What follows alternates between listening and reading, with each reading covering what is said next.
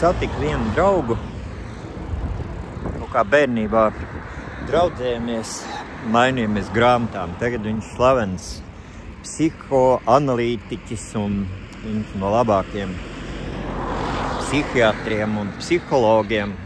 Un tad tā parunājamies pa parku, metot līkumus Ziedoņdārzā. Un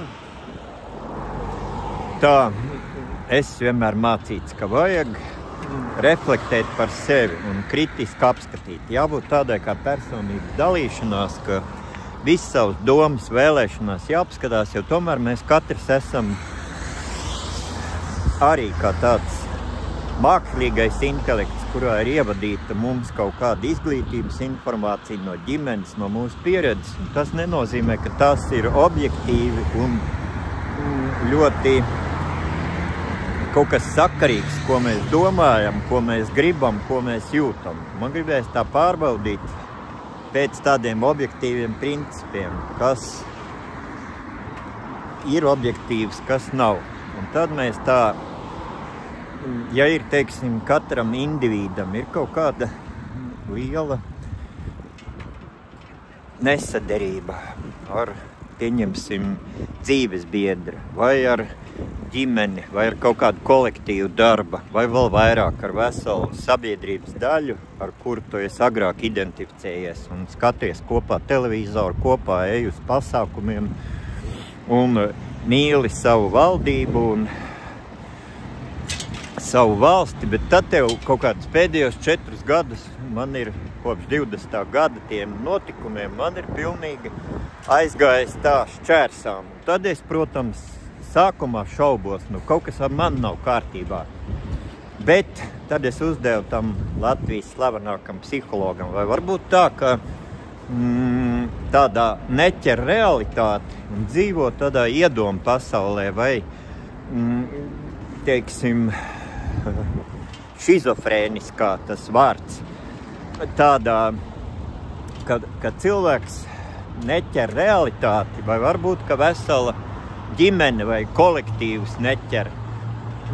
Un viņš saka, jā, tas var būt kolektīvā šizofrēnija. Tāda ir iespējama, ja tiek ievadīta informācija daļēja un slēpta un manipulēts ar cenzūras palīdzību. Tas var būt, ka, piemēram, vieglāk redzēt baļķi cita acī, ka 2014. gadā, kas sākās jau Krimā notikumi, mēs Happy Art Museum Eiroklubā uzreiz pateicām, ka viss pamiers, kas bija miers kopš Otrā pasaules kara beigām un Nirnbergas prāva ir beidzies.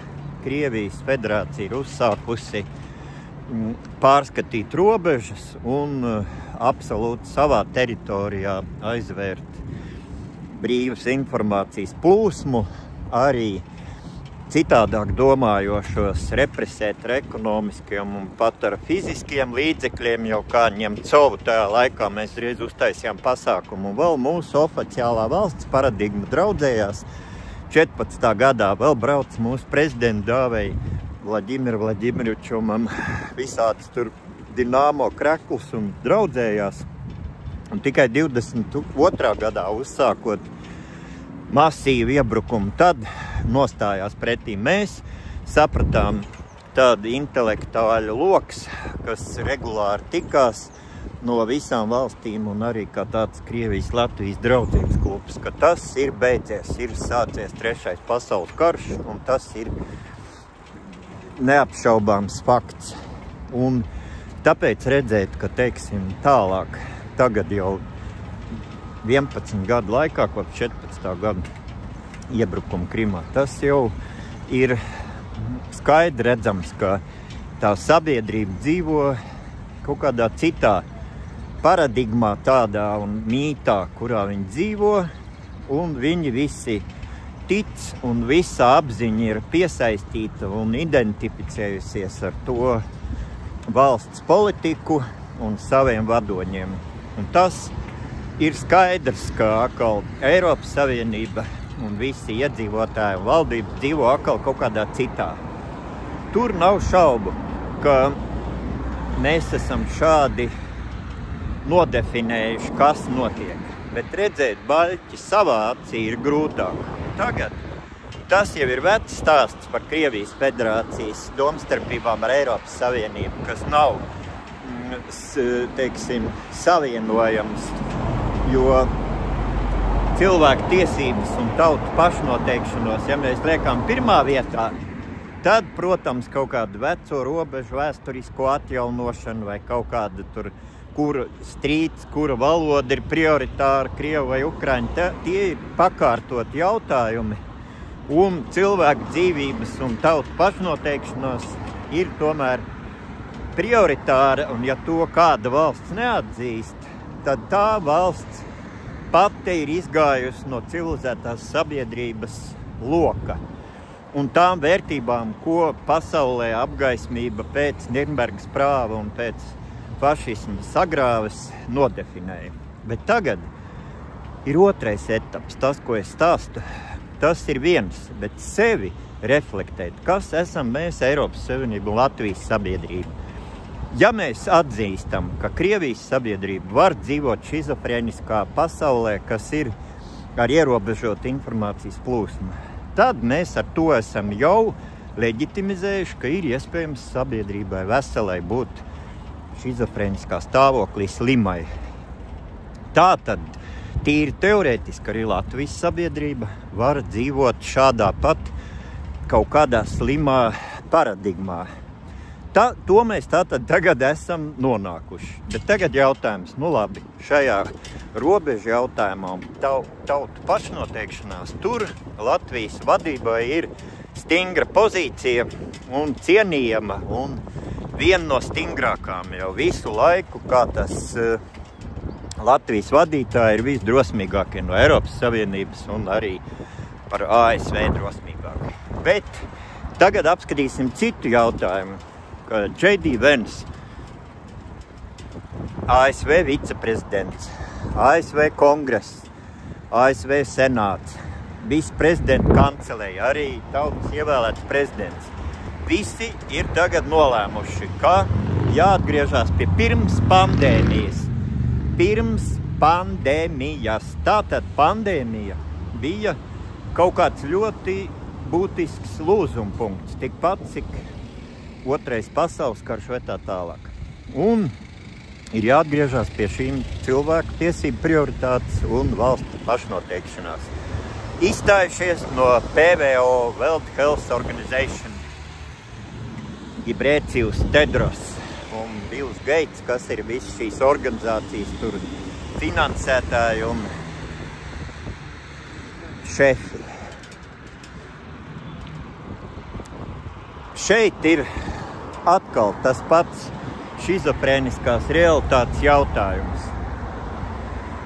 J.D. Vance uzrunā Minhenes drošības padomē ļoti precīzi nodefinēja, ka Eiropa vēl joprojām ir ASV radinieks un dod iespēju Eiropai atgriezties pie cilvēku tiesību prioritātes un beigt veidot šo PSRS numur 2 un von Leyenes apkārtnes un tur mūsu Dombrovskis, kas ir tur labā roka Leyenai, un šie cilvēki viņu izveidotās atkal paradigmas, kuru ASV tautas lielākā daļa, kas un vadība šobrīd ir nodefinējis kā, teiksim, kā tur bija dažādi teicieni, bet doma ir tāda, ka tas ir PSRS numur 2 vai fašistisks režīms ar cilvēku tiesību pārkāpumiem tautu pašnoteikšanās. Jo šobrīd atkal it kā visu uzmanību presē tiek novērsta uz Krievijas un Ukrainas konfliktu, ka tas ir galvenais notikums un mums tagad visiem jācieš, vainīgs tas. Bet patiesībā, ja mēs visi paskatāmies cauri šo World Health Organization paradigmu, kas katram inteliģentam cilvēkam un dažādiem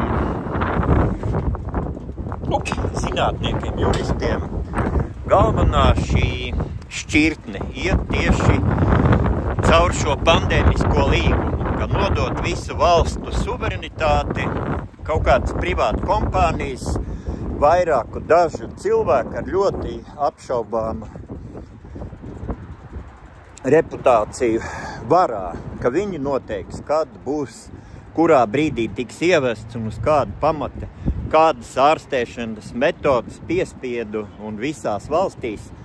Es negribu šeit uzskaitīt, bet katrs var izlasīt to jauno pandēmisko līgumu, ko ir parakstījis kaut kāds svešs cilvēks, kurš es nezinu, kas viņu Latvijā ir ievēlējis no tautas vai kā. Viņš ir kaut kāds Abu Simbels vai Osrams, kaut kāds, es nezinu, kas Osrams, Bin Lādens, kaut kāds ir parakstījis latviešu vārdā. Tas ir absolūti pierādījums, ka arī Latvijas sabiedrība, es neko neapgalvoju, bet pēc tās loģikas šai sarunas gaitā ir saprotams, ka ir iespējams, ka dzīvo, ja kaut kāds Osrams Bin Lādens vada kā pelēkais kardināls šo valdību, pilnīgi tāpat kā 2 gadu atpakaļ mūs vadīja arī 2 pilsoņi ar ārzemju pasēm, kas kaut ko knapi runā latviešu valodā un loģiku nesaprot latviešu. Katrs viņa izteiciens bija smieklīgs līdz tādai absurdam. Ops. Kaut kur es te pārvietojos vienmēr runājot pa Rīgas ielām ar riteņiem, kājām. Patīk uzzināties pa mūsu skaisto Rīgu. Tātad, kur es paliku? Pirms šķērsot ielu.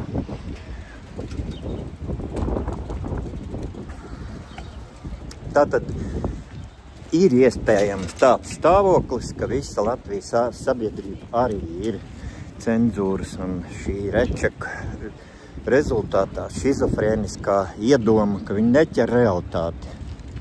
Un arī 10 gadu atpakaļ, kad bija cūku gripa, beigās cilvēki atzina, ka jā, prese un viedokļu līderi tie daži, kas visu sabiedrību uzrunā un kuru tekstus raida, atkārtojot, kā veidzirnavās iekaļot visiem galvās. Šie cilvēki tātad toreiz bija uzpirkti un tagad ir, es nezinu pats, ka atzīts, ka šīs vakcīnas nav vakcīnas, ka tas ir kaut kādas manipulācijas gēni, kaut kāds nesaprotams, aizdomīgs, nepārbaudīts ar cilvēkiem šķidrums un tā tālāk. Tātad, priekš manis šķirtni ir šīs 2020. gads, kad tika ieviestas fašistiskas komendants stundas, lockdown dzīvesveids, un Uga Dumpis Perevoščikova bija jau sarakstījuši līdz 30. gadam, ka šāds dzīvesveids būs pastāvīgi. Un bija tajā World Health Organization Hopkins universitātē sastādītie plāni, ka būs omikrons, demikrons, lohatrons, visādi kaut kādi tie jau būsteri jāsaņem pastāvīgi. Un jau Kariņš bija uzrakstījis ārkārtas stāvokļa grozījums, ka Saeima paliek brīvdienās, un viņš tik šitā pārvaldīs tāpat kā Puķins līdz pasaules galam.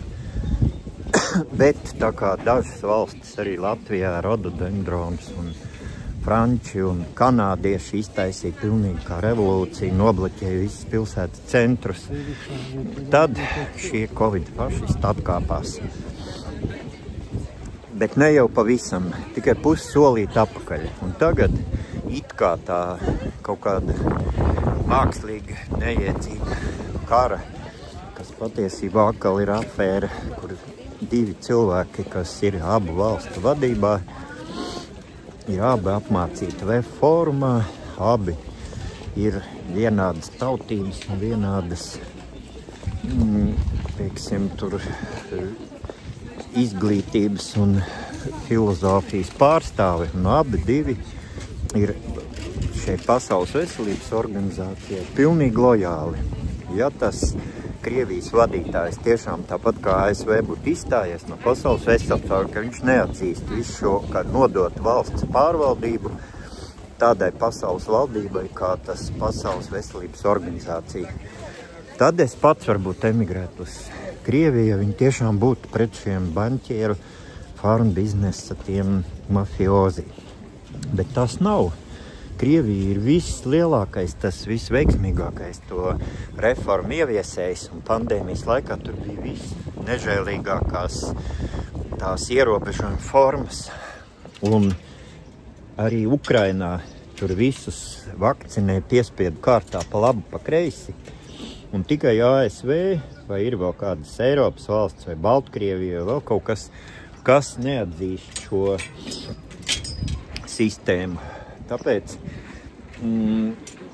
tā atkal man domas kaut kur aizplūst, ja es te kaut ko ceļoju pa visurieni un jāpieslēdz ritenis.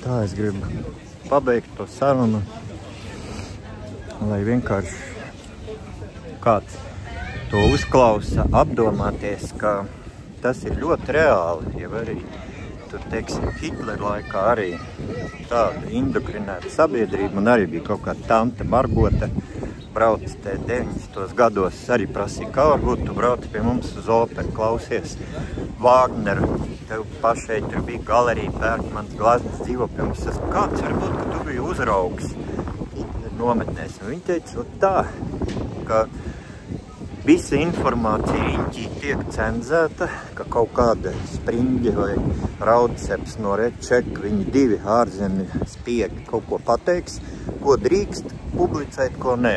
Kurus no kultūras darbiniekiem vai blogeriem drīkst, kurus ir jānobloķē. Ka tā informācija nav patiesa, ja viņi neatbilst Rothschild vai Rockefeller fonda vai Bill Gates vai Tedros runām, kas ir atzīts. Tātad tā nav taisnība. Taisnība ir tikai tā, ko šie banķieri triljonāri saka un grib ieviest kaut kādas kopējas pasaules pārvaldības plānus. Diemžēl šis jautājums es neko neatbildēšu, lai tas paliek atvērts katram pašam. Vienkārši mēģināt uzstādīt diagnozi Latvijas sabiedrībai, ka ja nu tomēr tas tā beigsies, nu pieņemsim, ka tagad arī Latvijā būs vēlēšanas, ievēlēs Šlesera partija, Latvija pirmā vietā, kur Kristofāns Šlesers gāja uz demonstrācijām, arī pie pieminekļa Ruks rakstīja grāmatas, un Brēmans rīkoja tur Baltijas ceļš numur 2. Šitā, kā viņi sauc, Jūlijas Tepaņenko rīkoja visādas konferences pa CBDC un visu šo apmērsumu apmaskot, ko veic šie triljonāri privāti banķieru tāds apvērsums pasaulē, kas drukā naudu aizdod un ar tiem parādiem, ko viņi paši sadrukājuši, aizdevuši visām valstīm, viņi šantažē valstu pirmās amatpersonas. Un tālāk valstīs visa tā varas piramīda ir izkārtot tāpat kā Latvijā. Kariņš Levita izkārtoja pa tiem 4 gadiem savus pārvaldes. Pilnīgi tāda subordinācija, ka katrs cilvēks tajā ierēdnis ir absolūti, ja viņš kaut ko neklausa, piespiedu manipulācijām, viņu uzreiz atlaiž no darba. 60 000, cik tur atlaida. Tā kā mēģiniet paši to apskatīt, vai tiešām nebūs kauns cilvēkiem, ja atkal pa televizoru nāksies atzīt, ka tā bija afēra, kur 4 gadus dzīvoja šizofrēniskā realitātē, un tie cilvēki, kas atdalījās no Latvijas tās oficiālās paradigmas, kas varbūt ir pusi ļoti daudzi, citi ir spiesti strādāt vēl tādu ierēģu vai valsts darbu, bet domās viņi ir ar tādiem pašfinansējušiem cilvēkiem, kas nepakļāvās šai diktatūrai. Tad vai tiešām nebūs kauns cilvēkiem, kā izdosies to pārdzīvot? Tas beigsies agri vai vēl un būs tikpat smagi, kā bija vācu sabiedrībai, ka beidzās karš un nācās šādu lustrāciju veikt, un katram vēl joprojām vācietim ir milzīgs sirdsapziņā rops.